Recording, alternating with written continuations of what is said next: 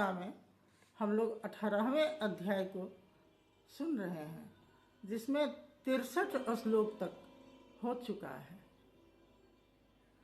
अब 64वें श्लोक से भगवान अपना अंतिम उपदेश अर्जुन को सुना रहे हैं, जो 9 श्लोक में है। 63वें श्लोक में या उसके पहले कहते हैं कि तमेव शरणं गच्छ सर्वभावेन भारत। कहते हैं कि तू मेरे शरण में आ जा, तत्प्रसादात् पराम शांति स्थानम प्रापसि शाश्वतम। कहते हैं कि हे अर्जुन, हे भारत, तू मेरी शरण में आ जा, संपूर्ण भावों को मेरे में समर्पित कर दे।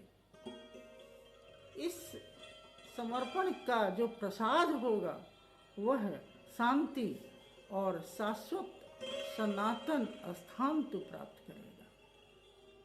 63वें श्लोक में कहते हैं इति ते ज्ञानम आख्यातम गुहात गुहतरम मया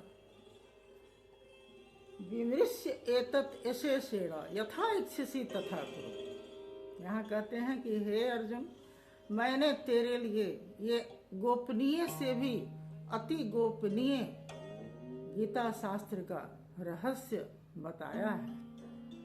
अब मैंने तो सब सुना दिया, अब तू तेरी जैसी इच्छा हो वैसा तू कर। तेरी इच्छा पर निर्भर है, तू जैसा चाहता है वैसा कर। लेकिन अगले श्लोक में 64वें श्लोक में कहते हैं सर्वगुहतम भुवम शृणु में परमं वचः इष्ट असि में दृढ़म इति ततो वक्ष्यामि ते हितम।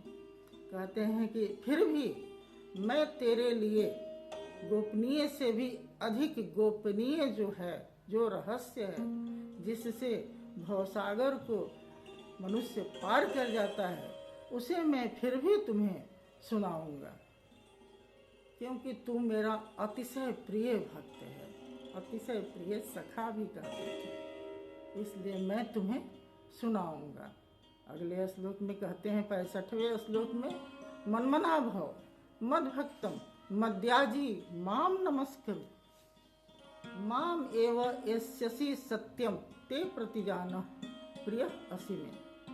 कहते हैं मनमना भव, मेरे मन वाला हो जा, मद भक्त मेरा भक्त बन, मद्याजी मेरा पूजन कर, नमस्कुरु मेरे को बस नमस्कार कर। कहते हैं कि मेरे को बस नमस्कार कर। मामेव यस्यसि सत्यम, मैं सत्य प्रतिज्ञा करता हूँ कि तुझे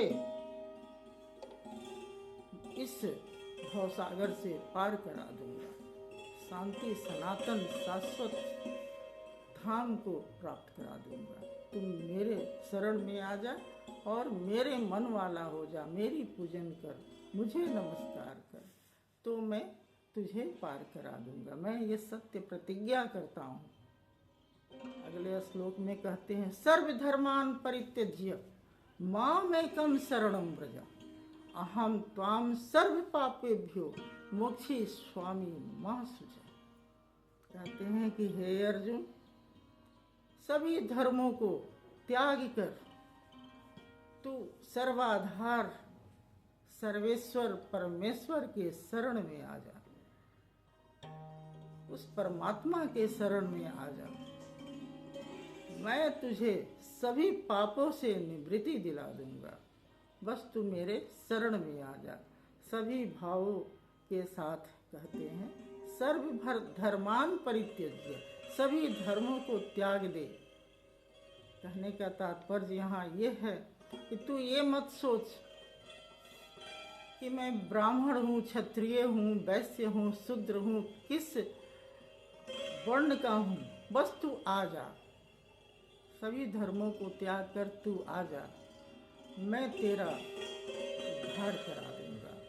मैं तुझे इस भवसागर से परम गति को प्राप्त करा दूंगा, परम गति को प्राप्त हो जाएगा।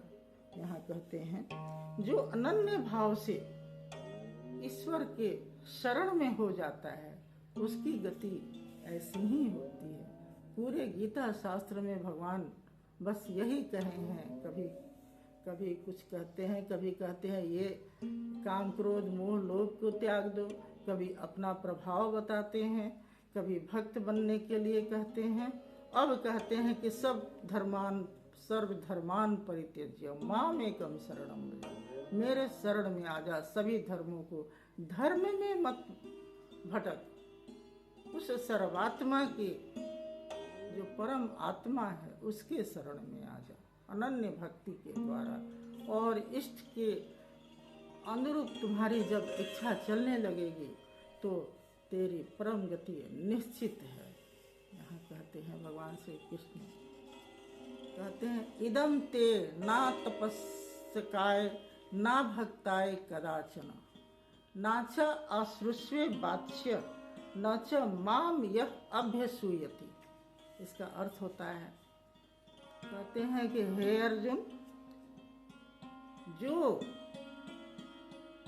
तप रहित हो, जो भक्ति रहित हो, और जो सुनना नहीं चाहता हो गीता, और जो मेरे में दोष दृष्टि लगा, जो सुनना नहीं चाहता है उसे तुम मत सुनाना इस गीता शास्त्र के गुप्त रहस्य को, और जो मुझ में दोष दृष्टि रखता है उसको तो भूल कर भी मत सुनाना इस गीता शास्त्र को, क्योंकि यह गोपनीय रहस्य है।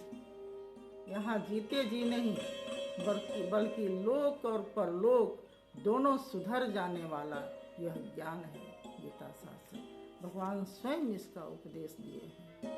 कहते हैं इसलिए तुम जो मेरे में दोष दृष्टि रखता है, जो सुनना नहीं चाहता है, जो भक्ति रहित है, जो तप रहित है, उसको तो बिल्कुल मत सुनाना। यहाँ कहते हैं अगले श्लोक में कहते हैं यह इमं परमं गुहं मद्भक्तेषु अभिधास्यति भक्तिमय पराम कृत्वा माम एव अस्यसि असंशयम्।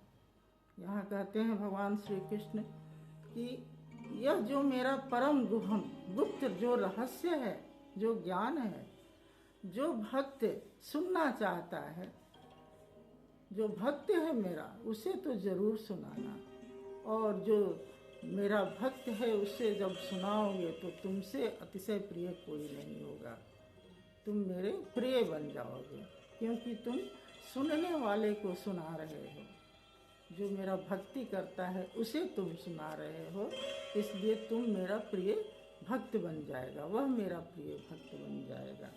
कहते हैं न च तस्मात् मनुष्यस्य कश्चित् मे प्रियकृतं भविता न च मे तस्मात् अन्य प्रियतरः भूय।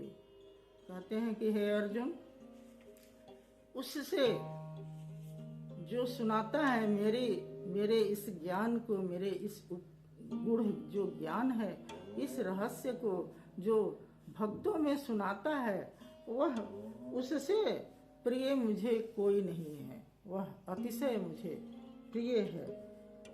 इस धरती में, कहते हैं इस पृथ्वी में, उससे ज़्यादा, उससे बड़ा मेरा भक्त कोई नहीं है, जो जिसको ज्ञान हो गया है और दूसरे को भी उस पथ पर चलाने के लिए वह अपने को आप को समर्पित कर रहा है, वह सुना रहा है, तो उससे मेरा प्रिय भक्त कोई नहीं है। यही वजह है कि मैं भी जो टूटा फूटा आ रहा है उसे मैं खुद सुनी, खुद याद की और खुद सुना भी रही हूँ।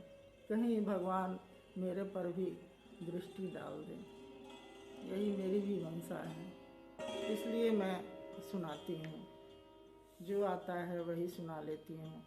उतने ताम झाम तो मैं नहीं कर पाई, लेकिन YouTube चैनल से जो कुछ भी मुझे आया वो मैं सुनाने का कर रही हूँ।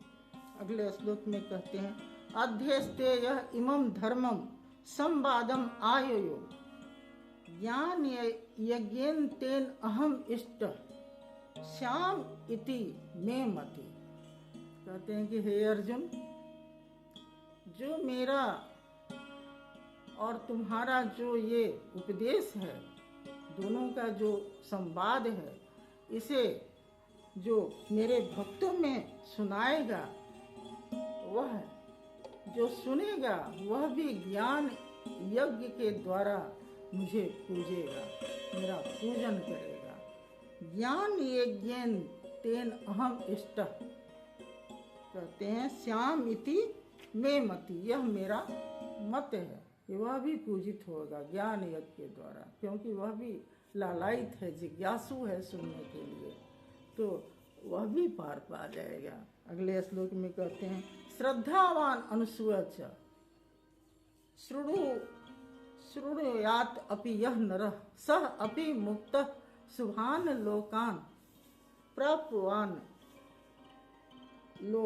प्राप्तवान पुण्य कर्माणाम।